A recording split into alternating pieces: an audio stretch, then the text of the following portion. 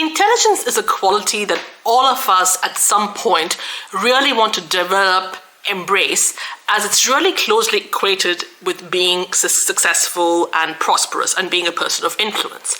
And while that's not 100% untrue, there is one form of intelligence that is really going to set you apart from everybody else. And that's exactly what I'm going to cover in this video. So I'm going to be looking in this video of what emotional intelligence is and how, as a healthcare provider, you can develop it in order to be better at your communication and connecting with your patients and get ahead in your career. So stay tuned for the rest of this video. Welcome back to my channel, everybody. Thank you very much for joining me every week, as you always do. And as always, thank you very much for your support and ongoing engagement and views. For those who don't know me, my name is Shweta. I am the founder of Healthy Dynamics. We are a coaching practice that helps healthcare providers from English as a second language backgrounds become more empathetic, influential, and impactful communicators whilst improving their English fluency so that they can connect better with their patient, give them positive outcomes and experiences at all times, and progress in their career and stand out as a person of excellence. So in this video, as I mentioned at the very beginning, I'm going to be covering the concept of emotional intelligence. Now, this was briefly touched on last week during my interview with Renee Giarusso. I'm going to leave a link to that interview over here. Now, whilst that entire interview was not about emotional intelligence, she does actually do a lot of work. She does a workshop and she coaches her clients on emotional intelligence. So I'm going to be addressing points from that video in this video as well. And if you want to check out the rest of that interview, you can feel free to do that. So let's now differentiate between what IQ, which is your academic, which is the brainy intelligence, versus emotional intelligence. So back in the day, everyone used to think that a person who is academically intelligent is going to be very successful in life. And whilst that's not entirely untrue, 99% of roles and our jobs involve working with people. And healthcare is a big one because you are working with patients who are not just people, who are vulnerable, sick, injured, and very fragile people in society. So when you're working with people, you have to understand that people, or humans, are complex beings with complex needs, complex emotions, complex triggers. So having a good understanding of that, whilst also having more clarity on yourself on all these factors, is what will make you a much more emotionally intelligent person.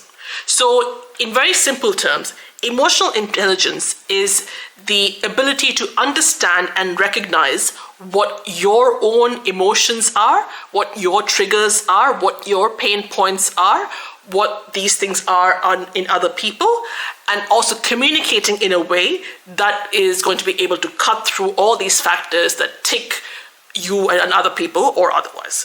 So yeah, just having that recognition and understanding of your emotions as well as that of others is what emotional intelligence is.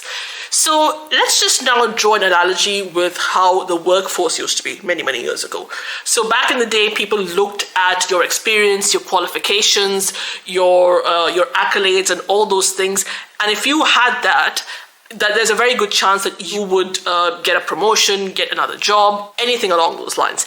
Nowadays, however, and Renee does mention this in her interview, hiring managers really put more of an emphasis on emotional intelligence and emotional understanding that a person actually displays over their academic and other professional accolades. So there's a very good chance that if you prove to be more emotionally intelligent, you are much more likely to progress and succeed in your career quickly.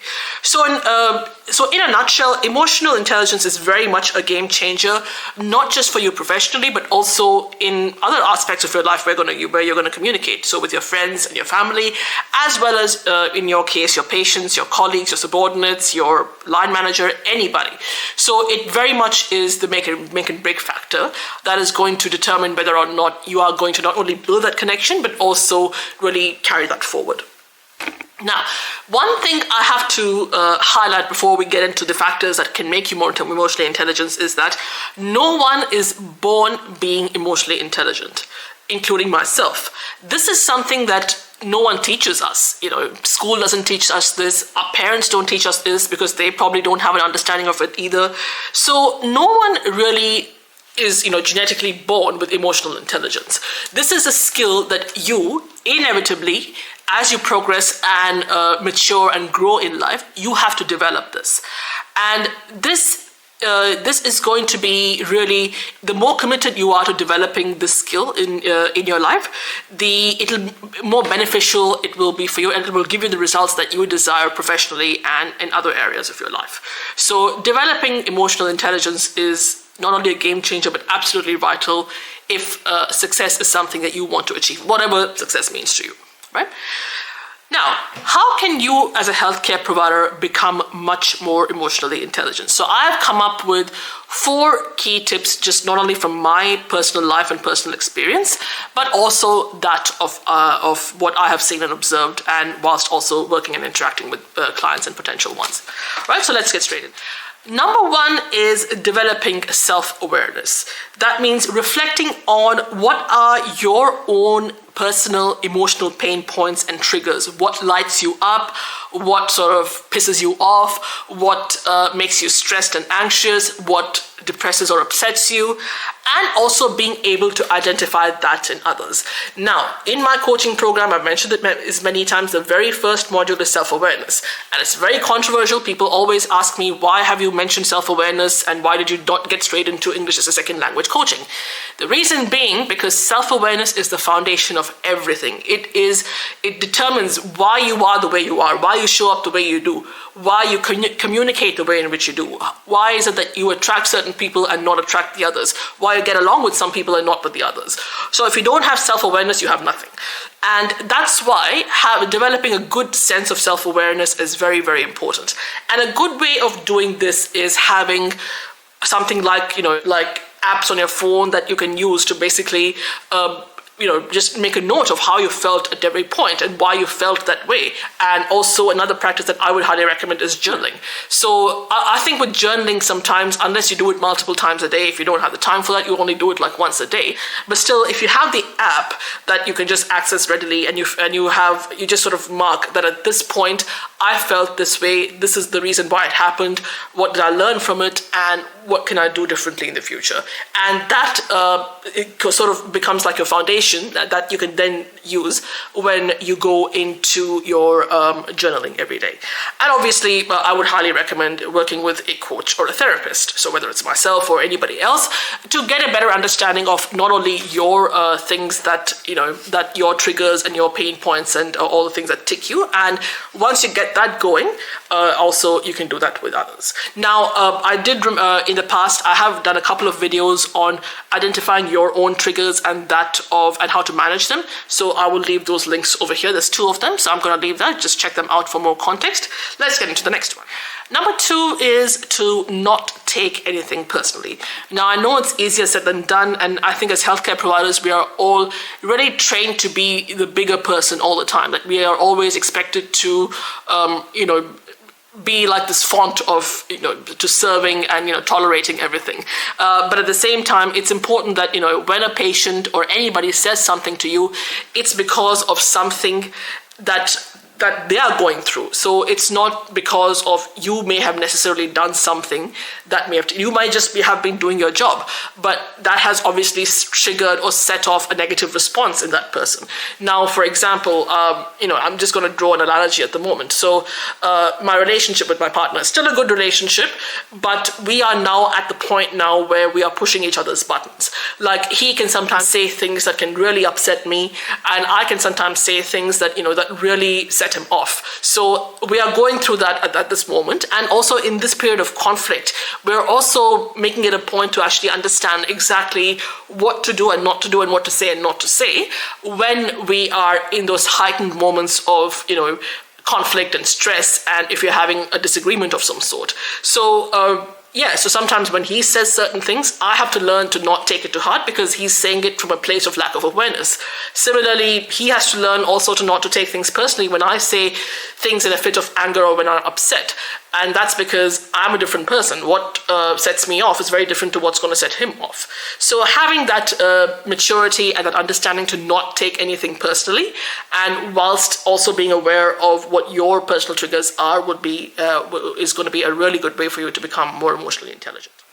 Number 3 is try to gain clarity. So clarity, what I mean by this is what is not only what ticks you and what triggers you and all that, but also what you will tolerate and what you will not tolerate, what you need, what is non-negotiable for you, and what is something that you can bend the rules a little bit for. So say for example, if you're say an OBGYN, right? And you are every single day you are speaking with, working with patients who are at different stages of pregnancy. Now, your non-negotiable can be that the patients 100% will have to take care of their the health of themselves as well as that of the growing fetus, and not do anything careless and irresponsible, and follow the guidelines and do as you're told. That can be a non-negotiable for you, and you can say that unless a patient actually does this, I'm not going to be able to get them through to the next level of treatment and support. And now that's not just for a medical reason, but also that's a personal and professional boundary for yourself, so that you are sticking to your ethics and also doing a good job whilst you're doing it.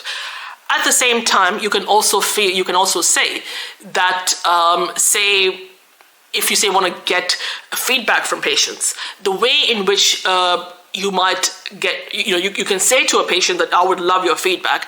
The way in which you would like it to be delivered can be different. So that's something that you can sort of bend the rules a little bit. You can get them to fill up feedback forms online or at the reception desk, or you can give it to them. They can give it to you in person, whatever it may be.